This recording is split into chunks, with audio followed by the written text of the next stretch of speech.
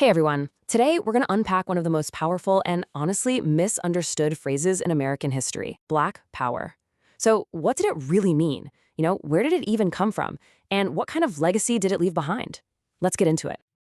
Okay, so right away, let's just define what we're talking about. When you hear the phrase Black Power, it's crucial to understand it wasn't aiming for the same things as the mainstream civil rights movement. The main goal wasn't integration into white America. No, this was a powerful ideology that looked inward. It was all about Black self-reliance, self-defense, and a deep, powerful sense of racial pride. It was a call to action for Black communities to build their own power on their own terms. So, here's the thing.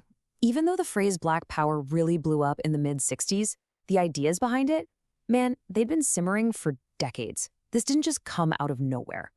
Let's dig into some of those early seeds. You've got a few different currents all flowing into this one big river. I mean, you go back to the 1940s and you have the labor activist A. Philip Randolph already calling for an all-Negro movement. Then, fast forward to 1954, the author Richard Wright publishes a whole book called Black Power after his travels in Africa. And that's a really key point, by the way.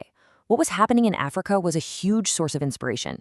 Black Americans were watching these African nations gain independence, throwing off European colonial rule, and they saw a direct connection to their own fight right here in the U.S. And this quote from A. Philip Randolph, wow, it just hits the nail on the head. This wasn't just about politics or money. This was about something deeper, psychological freedom. The whole idea was to break down the slave psychology, right? To build a sense of self-reliance that didn't depend on white society for anything. It was a battle for hearts and minds, and it had to start from within the Black community. And all of this, it really brings us to the single most influential voice of the entire movement. Even before most people were using the term Black Power, we're talking about the man who gave this ideology its fire, Malcolm X. I mean, Malcolm X was just a force of nature. He had this charismatic, fiery, take-no-prisoners way of speaking that just grabbed people. He captivated audiences everywhere and took the message of the Nation of Islam, this message of Black self-empowerment and pride, and put it on a national stage. He inspired a whole generation of activists who were just getting fed up with how slow things were changing. But you have to understand, Malcolm's own story is one of incredible change. He first discovers the Nation of Islam while he's in prison, and he rises to become its most famous minister. But then comes this life-changing moment, his pilgrimage, or Hajj, to Mecca. And that experience completely changed his views on race. It led him to break away from the Nation of Islam and start his own group, the Organization of Afro-American Unity. Of course, his assassination in 1965 was a devastating blow, but by then his ideas had already planted deep roots. And after his death, that ground he'd prepared was, well, it was fertile.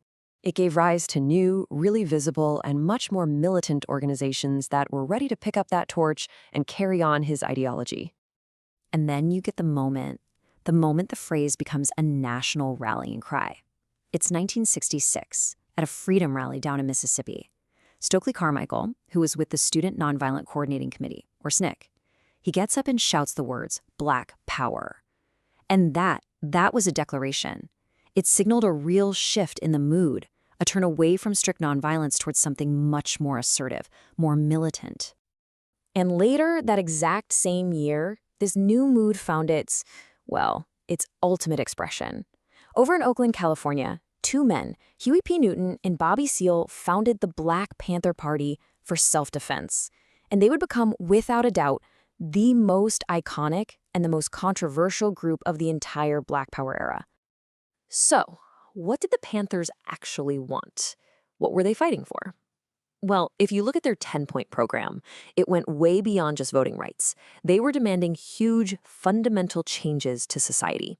We're talking full employment, decent housing, an end to the economic exploitation of their communities, and an education that actually taught their real history.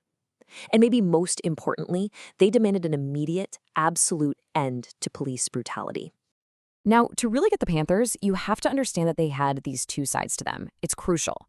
On the one hand, yes, they were an armed militia. They're famous for marching armed into the California state capitol to protest a gun control bill. They patrolled their own neighborhoods to keep an eye on the police. But on the other hand, they were this incredible community support organization.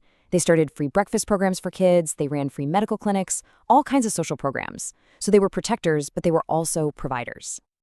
Well, as you can probably imagine, this combination of militant talk and armed self-defense was not going to go unnoticed. It was pretty much inevitable that it would lead to a huge, coordinated backlash from the US government. And that backlash, it had a name: COINTELPRO. This was the FBI's counterintelligence program, and it basically saw the Black Panther Party as a major subversive threat to the country.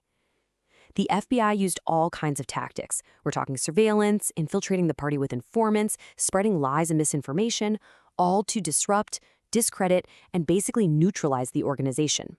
And this campaign, it led to raids, arrests, and violent shootouts that absolutely decimated the Panthers' leadership.